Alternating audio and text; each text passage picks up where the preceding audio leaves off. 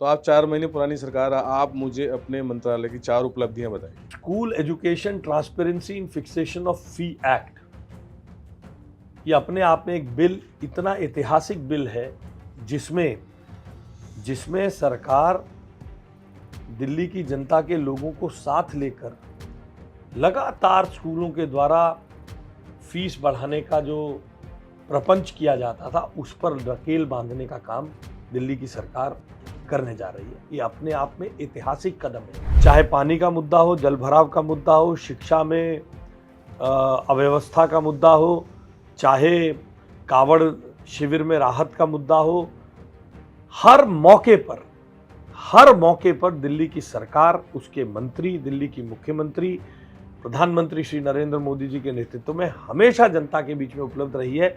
ये इस सरकार की सबसे बड़ी उपलब्धि। मैंने जो सदन के पटल पर बात कही, आज तक किसी एक विषय का आम आदमी पार्टी के किसी नेता ने बिजली पर जवाब नहीं दिया है। नमस्कार, पंजाब केसरी में आपका स्वागत है। आज हमारे साथ हैं दिल्ली सरकार के शिक्षा, गृह, ऊर्जा और शहरी विकास मंत्री आशीष सूद जी, जो कि नियुक्ति के बाद से ही लगातार दिल्ली की सड़कों पर घूम रहे हैं, दिल्ली को व्यवस्थित करने का प्रयास कर रहे हैं। आशीष जी, आपका पंजाब केसरी में स्वागत बहुत है। बहुत धन्यवाद। नमस्कार। आशीष जी, पिछले जो 4 महीने का जो आपने जो देखा, लेखा-जोखा, आप लोग उनकी कमियां भी ढूंढ-ढूंढ के निकाल रहे हैं और आप कुछ करने का प्रयास भी कर रहे हैं। तो थोड़ा बताएं जनता को क्या किया है आपने?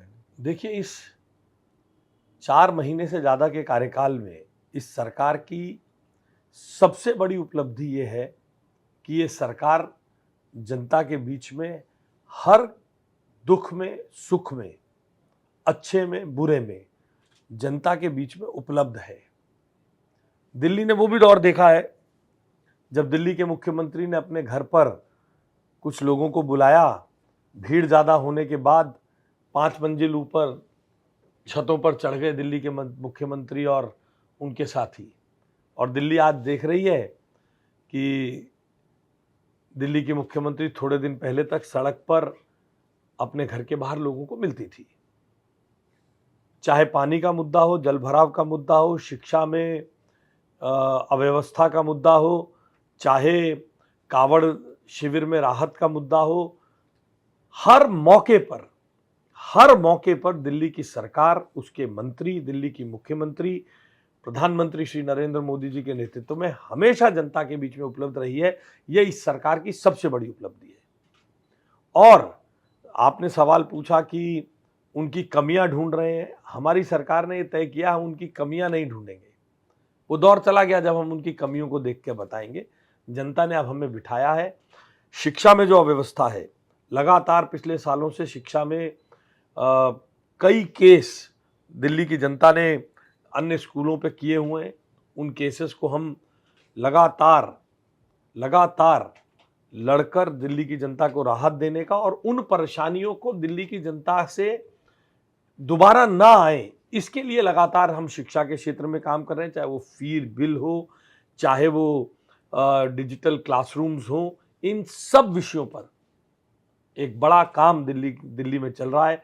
पावर सप्लाई के संदर्भ में बड़ा काम इन 4 महीनों में हुआ है। हर विषय पर छोटे, मजबूत और सधे कदमों से सरकार आगे बढ़ रही है। कमियों से मेरा मसला ये था आशीष सूद जी कि अभी मैं आपका पिछले दिनों का एक वो वीडियो देख रहा था। आप नेगी जी की विधानसभा में गए थे, तो वहाँ स्विमिंग पूल का निरीक्षण कर रहे थे। तो स्विमिंग पूल की हालत आपको काफ़ी ख़राब दिखी और आपने तुरंत इसके इंक्वायरी के ऑर्डर किए जाएँ।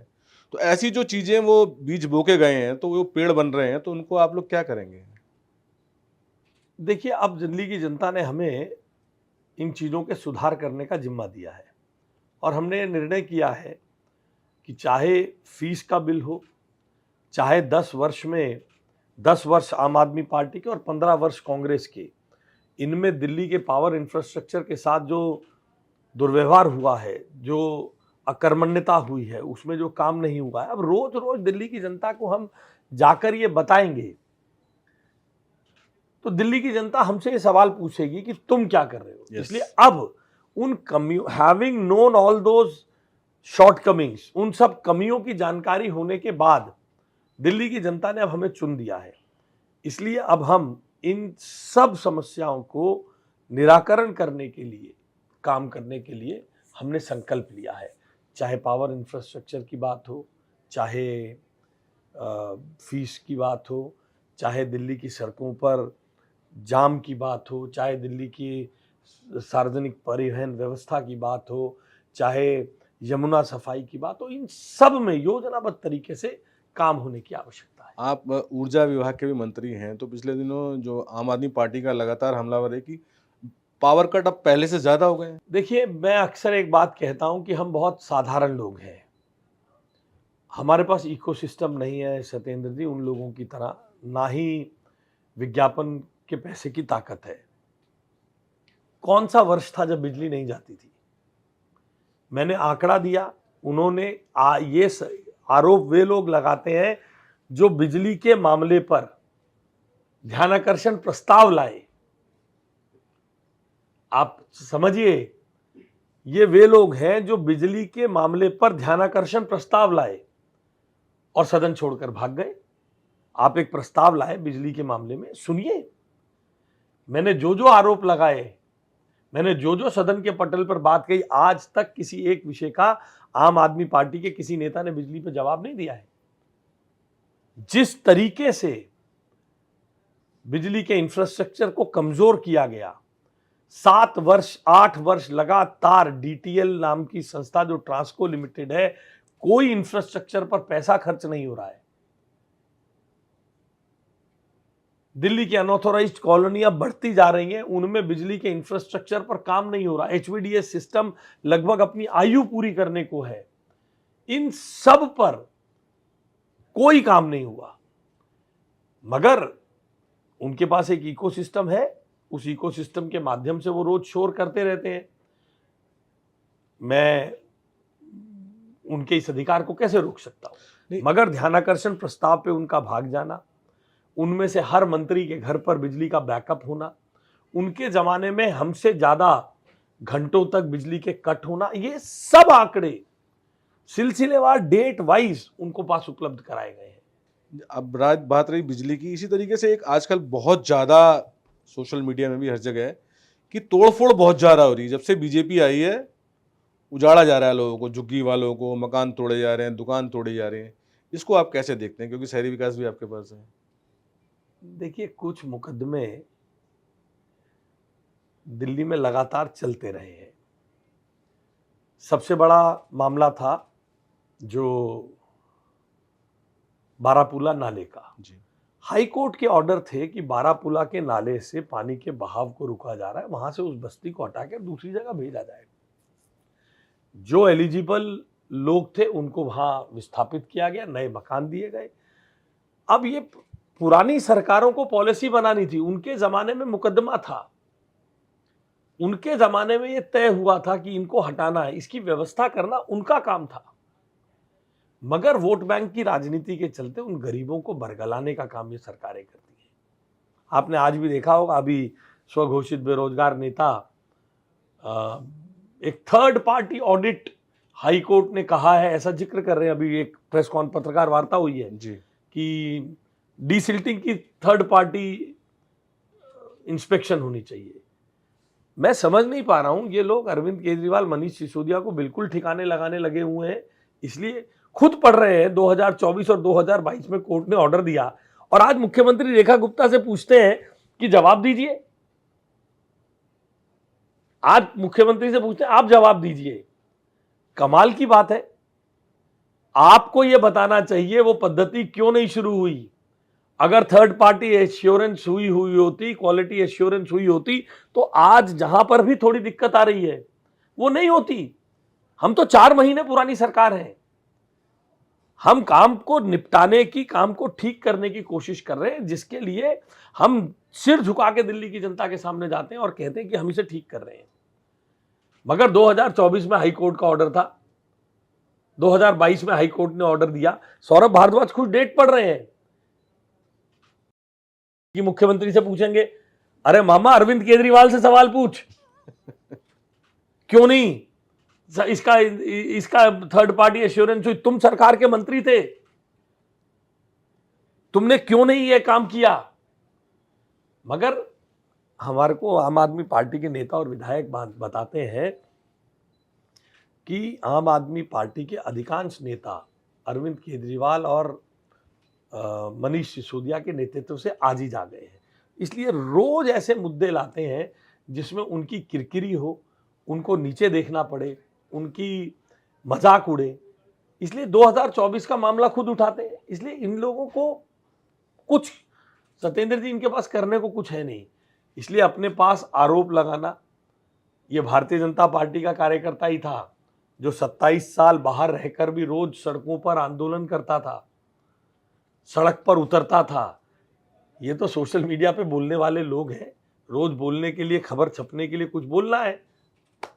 अच्छा आशीष जी, अभी आपने खुद कहा कि हम तो 4 महीने पुरानी सरकार है, तो आप 4 महीने पुरानी सरकार, आप मुझे अपने मंत्रालय की 4 उपलब्धियां बताइए। School education transparency in fixation of fee act, ये अपने आप में एक बिल, इतना ऐतिहासिक बिल है जिसमें सरकार दिल्ली की जनता के लोगों को साथ लेकर लगातार स्कूलों के द्वारा फीस बढ़ाने का जो प्रपंच किया जाता था उस पर नकेल बांधने का काम दिल्ली की सरकार करने जा रही है। ये अपने आप में ऐतिहासिक कदम है।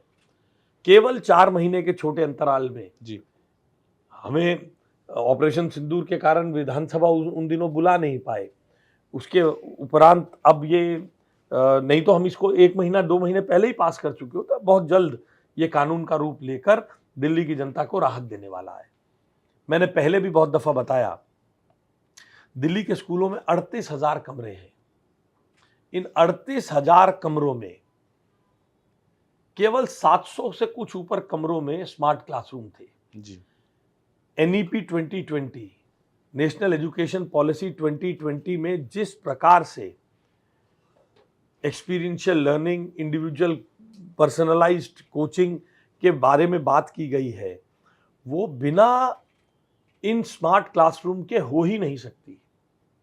पहले चरण में 4,500 हजार स्मार्ट क्लासरूम इस वर्ष में बनाने के लक्ष्य को लेकर हम चले हैं, और इस सरकार के टेन्योर पूरे होते होते तक 21,000 के करीब 9वीं से लेके 12वीं तक की हर क्लासरूम में स्मार्ट क्लासरूम बनाना, जबकि सरकार के खजाने खाली थे।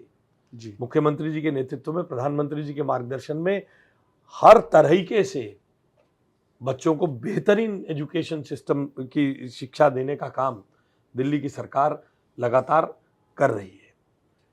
पैसे की कमी, डिस्पाइट 5 साल तक पिछले 27 साल तक लगातार पावर इंफ्रास्ट्रक्चर पर कोई भी खर्च ना किए जाने के बावजूद दिल्ली में जिस प्रकार से हमने बिजली के वातावरण, बिजली की कटौती में कमी की है, और बिजली को हम दिल्ली की जनता को सही तरीके से पहुंचा पाए हैं और आने वाले दिनों में उस इंफ्रास्ट्रक्चर को ऑगमेंट कर पाएंगे, ये अपने आप में दिल्ली की जनता के लिए एक बहुत बड़ी उपलब्धि है।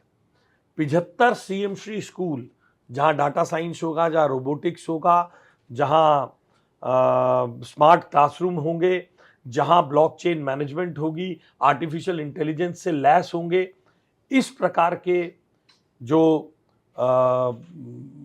75 CM श्री स्कूल बहुत जल्द हम जनता को देने वाले हैं। और मैं आपको बता रहा हूं, अगले साल ईश्वर ने चाहा, महादेव की, बाबा महाकाल की कृपा रही, तो आप सरीखे मूर्धन्य पत्रकार हमारे पास आएंगे और हमसे ये कहेंगे कि इस CM श्री स्कूल में हमारे बच्चे का दाखिला करा। बहुत अच्छी बात। हमारी कल्पना है कि इस प्रकार से हम इन चीजों को, और गिनाने को मैं बहुत लंबा गिना सकता हूं, आपने 4 कही, फिर भी 5वीं गिनवा देता हूं आपको। देखिए, अनाधिकृत कॉलोनियों में बिना किसी योजना के विकास की घोषणाएं की जाती थी। जी, हमारे शहरी विकास मंत्रालय ने अनाधिकृत कॉलोनियों में बिल्कुल एक बेढब विकास ना होकर एक सिमेट्रिकल विकास हो, हर बिना भेदभाव के। देखिए, मैं अक्सर कहता हूं, अगर विकसित भारत बनना है तो हर राज्य को आगे बढ़ना पड़ेगा। जी, बिल्कुल। इसी प्रकार से अगर विकसित दिल्ली बननी है तो हर विधानसभा को आगे होना होगा। बीजेपी के विधायकों के साथ जिस प्रकार से दुष्कर्म किया गया, हम इससे आगे होकर संतुलित विकास दिल्ली की हर अनधिकृत कॉलोनी में हो, इसके लिए, और पैसे की बर्बादी ना हो, इसकी पूरी योजना बनाकर विकास एजेंसीज को उसका पैसा आवंटित किया जा रहा है। सैकड़ों करोड़ रुपए अभी DSIDC फ्लड कंट्रोल को आवंटित किए जा चुके हैं, जो शहरी विकास मंत्रालय के अधीन है, जिससे हर कॉलोनी जब विकसित होगी, वहां का बराबर विकास होगा, तभी तो विकसित भारत की विकसित दिल्ली बनेगी। वैसे आपने जिस तरह से बताया, क्या दिल्ली सरकार में क्या आपको लगता है कि मंत्रियों में या विधायकों में आपस में कोई तालमेल की कहीं कमी है? क्योंकि पिछले दिनों एज ए राजस्व मंत्री सीएम का ऑर्डर था कि कोई भी मंत्री या विधायक किसी भी डीएम एसडीएम को अपनी मर्जी से नहीं बुलाएगा, 2 दिन प्राय इन्फॉर्मेशन देनी होगी। क्या मकसद है इसके पीछे? आम आदमी पार्टी ने इसे बड़ा मुद्दा ही बनाया है। आपका जवाब देने के लिए पानी पिया है। देखने के नजरिए से इसको देख सकते हैं। आप ये बताइए क्या है? कोई कहेगा आधा भरा है, कोई कहेगा आधा भरा है। इसलिए जिनको इसमें राजनीति देखनी है वो इसमें राजनीति ही देखेंगे। डीएम अगर रोज किसी मंत्री के साथ, विधायक के साथ सड़कों पे घूमेगा तो जनता को कब सुनेगा? डीएम अगर रोज किसी मंत्री और विधायक के दफ्तर में जाकर बैठेगा तो विकास कार्यों का मुआयना कैसे करेगा? अपने क्षेत्र में हो रहे, अपने रेवेन्यू विभाग में हो रहे भ्रष्टाचार को वहां कैसे रोकेगा? दिल्ली की सरकार अगर अपने प्रशासन को ज्यादा अकाउंटेबल बनाना चाहती है, उसको ज्यादा जनता के लिए समय दिलाना चाहती है, तो इसमें गिलास आधा और गिलास भरा होने की बात है, क्योंकि उन लोगों को कुछ मिल नहीं रहा। अच्छा, ये भी मैंने आपको इसलिए बताया, पिया इसलिए, नहीं तो कल को कोई कह सकता है कि सत्येंद्र त्रिपाठी जी के सवाल से आशीष सूद ने पानी पिला दिया। इसलिए मैंने कहा कि ये तो आधा भरा और आधा खाली देखने का नजरिया है। सत्येंद्र पानी पिला देते भाई साहब। सत्येंद्र जी, देखने के नजरिया है कि हमारा प्रशासन जन उन्मुखी होना चाहिए या नहीं होना चाहिए। नहीं, सही है। अधिकारियों का ज्यादा समय जनता को सुनने में जाना चाहिए, उनकी परेशानी दूर करने में जाना चाहिए, विकास कार्यों की ट्रांसपेरेंसी में जाना चाहिए। हर दृष्टि में विकास जनता के प्रति ज्यादा जवाबदेह है या विधायक या सांसद के प्रति ज्यादा जवाबदेह है? इसलिए अगर इस प्रकार की व्यवस्था खड़ी की जा रही है तो दिल्ली में हर व्यक्ति को इसमें खुश होना चाहिए। मगर आपको मालूम है, कुछ लोग स्वघोषित बेरोजगार नेता है। मैं नहीं कहता हूं, मैं ऐसे शब्दों का प्रयोग नहीं करता हूं, आप मुझे खुद ही उन्होंने चैनल भी बना रखे हैं अपने। उन्होंने कहा है कि वे स्वघोषित बेरोजगार नेता हैं। उन लोगों को इस प्रकार की बातें अगर नहीं करेंगे तो रोज खबरों में कैसे रहेंगे? अच्छा, वैसे एक चीज़ बताइए कि जैसे जो सरकारी स्कूलों के भी आप देखते हैं, क्योंकि शिक्षा के मंत्री भी हैं, जो 15,000 जो गेस्ट टीचर्स थे, उन्होंने बड़ी उस उम्मीद से आप लोगों को सत्ता में लाए, उनकी उम्मीदों को हम कब तक पूरा कर पाएंगे? हम एक जवाबदेह प्रशासन है, हम उनकी समस्याओं को हम मिले हैं, सुना है, देखा है, हम उनसे बातचीत कर रहे हैं, उनकी समस्याओं का निदान करने के रास्ते ढूंढ रहे हैं।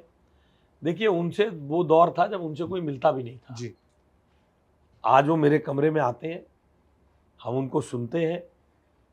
आप बताइए, 20 साल से वे लोग काम कर रहे हैं, पक्का होने की उम्मीद में अनेकों की आयु पार हो गई है, कुछ तो, मगर आज भी डेली वेजेस पे काम करते हैं। पिछले 27 साल की सरकारें इतनी कमजोर, इतनी असंवेदनशील थी, इतनी असंवेदनशील थी कि उनकी छुट्टी तक के पैसे उनको देने का काम नहीं किया। प्रशासन में इन सब के रास्ते ढूंढे जा रहे हैं। वो जिस प्रकार की लाइफ में अब सिक्योरिटी, क्योंकि आयु पार कर चुके, जैसी सिक्योरिटी चाहते हैं जी, क्योंकि ऐसा कोई भी प्रशासनिक व्यवस्था पिछली सरकारों ने खड़ी ही नहीं करी है।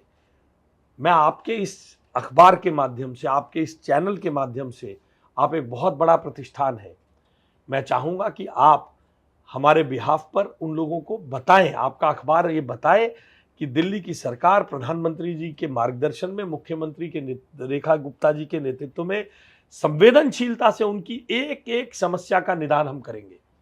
मगर मैं आपके माध्यम से उनसे विनती करना चाहता हूं, हाथ जोड़ के उनको निवेदन करना चाहता हूं, पिछले वर्षों में जिस प्रकार की परेशानियां, जिस प्रकार की बाधाएं खड़ी हुई हैं, उनके प्रशासनिक रास्ते ढूंढने में हमें थोड़ा समय लगेगा। प्रधानमंत्री जी के आश्वासन पे, मोदी जी की गारंटी है, दिल्ली की जनता को एक सुगम जीवन देने के लिए, उस पर वो भरोसा रखें। अच्छा भाई साहब, आज भी कई जगह स्कूलों, सरकारी स्कूलों में आता है जो कि नॉर्म्स है कि 40-45 बच्चे एक क्लास में होने चाहिए, जबकि 80-80-90 बच्चे, 70 बच्चे। तो ये सुधार हम कब तक कर पाएंगे, आपको लगता है? हम बहुत जल्दी बहुत सारी चीज़ों का एक ऑडिट शुरू करने वाले हैं और एक एक्चुअल स्थिति दिल्ली की स्कूली व्यवस्था की दिल्ली की जनता के सामने आए और इन सब चीज़ों का समाधान हो। आपको जानकर हैरानी होगी, 1,42,000 से ज़्यादा बच्चे पढ़ते हैं नॉर्थ ईस्ट रेवेन्यू जिले में। जी, 48 या 52 स्कूल है, मैं एग्जैक्ट आंकड़ा हो में सकता थोड़ा है स्किप कभी कर रहा हूँ। जी। 1,48,000 42,000 बच्चे हैं नॉर्थ ईस्ट जिले में। ये वो जिला है जहाँ पर अधिकांश अल्पसंख्यक या जिसे कहें कि सेकेंड लार्जेस्ट कम्युनिटी के बच्चे पढ़ते हैं। जी, उन बेटियों को दूर दूर स्कूलों में जाना पड़ता है, पर अपनी पढ़ाई पूरी नहीं कर पाते हैं। जैसी जो स्थिति आप बता रहे हैं वो स्थिति वहाँ है। जी, वहाँ पर सरकारी भूमि को अतिक्रमण से खाली कराना, वहाँ स्कूल बनाना। आपको वो दिन भी याद होगा, हम जाएंगे जनता से झोली फैला के ज़मीन मांग लेंगे, स्कूल कॉलेज कहाँ है वो जो ये कहते थे। वो अब एसपीएस में कमरे गिनाते हैं। एसपीएस समझते क्या है? बता दीजिए जनता को, मैं तो समझता हूँ। सेमी पक्का स्ट्रक्चर। पक्के स्ट्रक्चर में भी बिल्डिंगें नहीं बनाई इन्होंने। कड़ी टुकड़ी में दिल्ली में, आज दिल्ली जैसी जगह पर कड़ी टुकड़ी में बिल्डिंगें बना कर वो भी गए। तो एक घोटाला उजागर कर चुकी है इसलिए बीजेपी। सरकार, दिल्ली की सरकार, दिल्ली का स्कूली शिक्षा विभाग इसके प्रति संवेदनशील है, बहुत जल्द इसका समाधान करें। अच्छा, अभी पिछले दिनों आपने कुछ बच्चों को जर्मनी भेजा है, वो क्या योजना है? वो दिल्ली के सारे बच्चे जानना चाहते हैं आपसे। नहीं, देखिए वो क्या है कि विभिन्न देश इस प्रकार की सौजन्य कार्यक्रम चलाते हैं जिसमें वो हमारे स्कूलों के साथ समन्वय बना बैठाते हैं, हमारे स्कूलों के साथ ट्रेनिंग कराते हैं, लोग बच्चों को बाहर ले जाते हैं, उनको ट्रेनिंग देते हैं, सेटल कराते हैं। एक वैसे ही योजना में स्किल डेवलपमेंट और टेक्निकल एजुकेशन के लिए कुछ बच्चों को चिन्हित किया गया, तो उसमें से कुछ 14 बच्चे अभी क्या वो सरकारी जर्मनी स्कूलों में। के बच्चे हैं? हाँ, वो सरकारी विभिन्न सरकारी स्कूलों के, दिल्ली के सरकारी स्कूलों के बच्चे। अरे भाई साहब, आपके पास गृह विभाग भी है, तो पहले तो जो सरकारों में तालमेल नहीं होता, तो अब तो केंद्र में भी आप हैं, दिल्ली में भी आप हैं, तो काफ़ी अब पुलिस सुनती है, पुलिस आजकल देख रहा हूँ मीटिंगों में भी आ रही है। तो जो जाम वाली समस्या है, आप खुद भी उससे रूबरू हुए होंगे, ये एक बहुत बड़ी समस्या है दिल्ली में। उससे पॉल्यूशन भी होता है, लोग परेशान भी होते हैं। तो ये कब तक, और ऐसे कुछ पॉइंट आप लोगों ने निर्धारित किए होंगे भाई यहाँ यहाँ ज़्यादा जाम है, इसको दूर करना है? देखिए, हम अपनी पहली ही गृह मंत्रालय के साथ समन्वय बैठक में देखकर दंग थे। गृह मंत्रालय ने सैकड़ों जगहें बताई जहां पर थोड़े से परिवर्तन के बाद दिल्ली को जाम से मुक्ति दिलाई जा सकती थी। सरकार उन पर चर्चा ही नहीं करती थी, उन बैठकों में नहीं जाती थी। अब हमने उनमें जाकर उन चीज़ों को समझकर उनको धरातल पे लाने का हम प्रयास कर रहे हैं। ऐसी बहुत, सड़क में थोड़ा कट बदल दीजिए, लाल बत्ती को शिफ्ट कर दीजिए, बस स्टैंड को 100 मीटर आगे ले जाइए, लाल बत्ती से 100 मीटर आगे रहेगा तो थोड़ा ट्रैफिक की समस्या कम हो जाएगी। इन सब विषयों पर कोई भी कार्रवाई दिल्ली की पिछली सरकार ने नहीं की थी। हमारा पथ निर्माण विभाग, हमारी मुख्यमंत्री जी इन सब विषयों में समन्वय के साथ इसको आगे बढ़ाकर ठीक करने का काम कर रहे हैं। मतलब आज भी एक बड़ी शिकायत रहती है कि पुलिस थानों में आप चले जाओ तो सुनवाई नहीं होती। अब तो आप लोग दिल्ली में भी हैं, केंद्र में भी हैं, तो इसको ले जो पुलिस की अकाउंटेबिलिटी जनता के प्रति हो, पुलिस लोगों की सुने, उसको लेके कोई आपने कोई रोड मैप सरकार तैयार किया हो? पिछली 10 साल में सरकारें ऐसी थी जो पुलिस के अधिकारियों को गाली देती थी। जी, अरविंद केजरीवाल ने स्वयं उन्हें ठुल्ला कहा, जी, उनके साथ दुर्व्यवहार किया और विधायकों ने जो लोकल थाने के साथ समन्वय बैठाने का काम था उसे बंद कर दिया। जी, वो उनकी एक पॉलिटिक्स थी, पुलिस को गाली देकर अपनी बेईमानी को और अपने छिपाए नकारेपन को छिपाने के लिए। केंद्रीय गृह मंत्रालय में आदरणीय अमित शाह जी के प्रयासों से पुनः थाना लेवल कमेटी को जागृत करके उसमें नए सदस्यों को, आरडब्ल्यूए के लोग हों, दलित लोग हों, दलित समूहों के लोग हों, बहनें हों, वकील हों, आर्ट ट्रेडर्स हों, ऐसे सब लोगों में और ये सुनिश्चित करके कि पिछले सालों से चले आ रहे लोग ना हो, नए लोग आए, नई सोच के साथ इसमें काम करें। थाना लेवल कमेटी को दिल्ली के करीब 150 से ऊपर जो थाने हैं उन सबके थाना लेवल कमेटी के लोगों को यहाँ पर बनाने का काम चल रहा है। बहुत जल्द आप देखेंगे सभी थाना लेवल कमेटी में विधायक और आम जनता दिल्ली पुलिस के उपयुक्त अधिकारियों के साथ, एसडीएम के साथ एक समन्वय बिठाकर तभी जनता के प्रति अकाउंटेबिलिटी बढ़ेगी। आप देखेंगे बहुत जल्द इस व्यवस्था को हम स्थापित कर देंगे। अच्छा, अभी वैसे आपने कावड़ की भी बात की कि कावड़ का रहा, और इस बार कावड़ के शिविर भी बढ़े हैं, और जो पिछली सरकारें थी वो टेंट माफिया से जुड़ी हुई थी, तो इस बार आपने कावड़ वालों को बोला कि भाई आप लोग खुद टेंट लगाइए, लेकिन कुछ कावड़ समितियां आई हैं कि भाई उनका बजट तो ज़्यादा था, सरकार देर कम रही है, तो ये हो सकता है ये कोई किसी सरकार के दम पर, मैं ऐसा मानता हूँ, मेरा पक्का दृढ़ विश्वास है, कोई भी धार्मिक आयोजन समिति सरकार के दम पर काम नहीं करती है। सबके पास अपने अपने साधन है, वे लोग बल्कि ज़्यादा खुश हैं। एक तरफ कम हुआ तो उनको बिजली में हमने एडिशन करके दिया जी। बिजली की सिक्योरिटी में लाखों रुपए। आप देखिए वो कोई टेंट से इनको सुविधा थोड़ी ना दे रहे थे, टेंट माफिया से इनका काम होता था 5 लाख का, 50 लाख का बिल दिखा के अपनी जेबें भर रहे थे। इनके तो बल्कि पैसे बढ़ते जा रहे थे। इनमें से किसी समिति को, अधिकांश लोगों ने हमें बताया कि साहब बड़ा मुश्किल था, जो मीटर लगवाते थे उसके पैसे वापस लेना, उसको 25% घटा दिया, 1200 यूनिट बिजली फ्री दी, एक स्थान पर परमिशन दी तो और जीवन सुगम कर दिया। टॉयलेट मिलते नहीं थे, हर जगह टॉयलेट दिए, टॉयलेट पे टंकी दी, टंकी के साथ पानी दिया, सफाई कर्मचारी दिया। हमने और तरीके से उसका सुचारू व्यवस्था खड़ी करने का हमने प्रयास किया है, जिससे लोग खुश हैं। हमारे गृह मंत्रालय ने इसके संदर्भ में मुख्यमंत्री जी के निर्देश पर हर व्यवस्था को बहुत सुचारू रूप से इसको चलाने का काम हमने किया। अच्छा, मुझे एक चीज़ और बताइए कि जैसे ये कई बार ये सत्ता के गलियारों में फैला रहता है कि मुख्यमंत्री जी के तरफ 4 मंत्री हैं, 2 मंत्री अलग चल रहे हैं, उनको जो है गृह मंत्री जी ने डांट लगाई, पीएम ने डांट लगाई, ऐसा कुछ। गलियारा कहाँ है सत्ता का? यही है तो गलियारा कहाँ है? यही है, यहाँ तो कमरे ही कमरे, गलियारा तो है ही नहीं। ये देखिए, आप पत्रकारों को ये सब ढूंढने की आदत है। हमारी सरकार में मुख्यमंत्री रेखा गुप्ता जी के नेतृत्व में आपको ऐसी कोई ब्रेकिंग न्यूज़ नहीं मिलने वाली है।